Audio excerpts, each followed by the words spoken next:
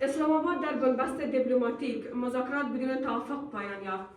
مذاکرات فشرده و بیش از 20 ساعته میان ایران و ایالات متحده در اسلام آباد با میانجیگری پاکستان بدون دستیابی به توافق پایان یافت. این گفتگوها که در ادامه آتش بس شکننده اخیر برگزار شده بود، در فضای پیچیده و پرتنش با اختلافات جدی بر سر محورهای اصلی به پایان رسید. هیئت آمریکایی به ریاست جدی ونز و هیئت ایرانی به ریاست محمد باقر قالیباف در این مذاکرات شرکت داشتند. خواسته های آمریکا و محورهای اصلی اختلاف.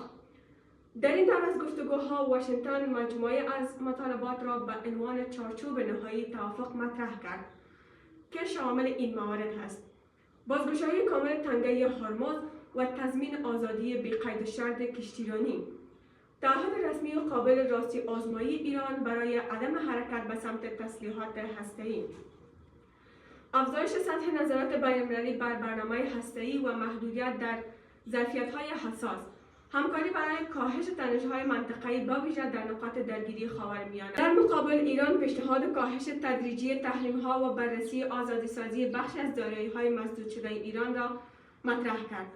در سوی دیگر ایران این شروط را غیر متوازن و فشار سیاسی یکجانبه توصیف کرد و تاکید داشت که هر گونه توافق باید شامل رفع کامل تحریم‌های بانکی و نفتی، تضمین‌های روشن اقتصادی باشد.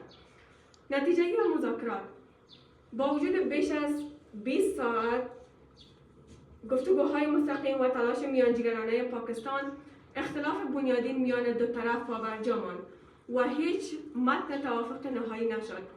جدی ونز بیش از ترک اسلام آباد اعلام کرد که آمریکا با پیشنهاد نهایی و جامع وارد مذاکرات شده، اما طرف ایرانی آن را نپذیرفته است. به نظر شما با عدم دستیابی به توافق در این دور از مذاکرات، آیا احتمال بازگشت درگیری‌های نظامی در منطقه افزایش خواهد یافت؟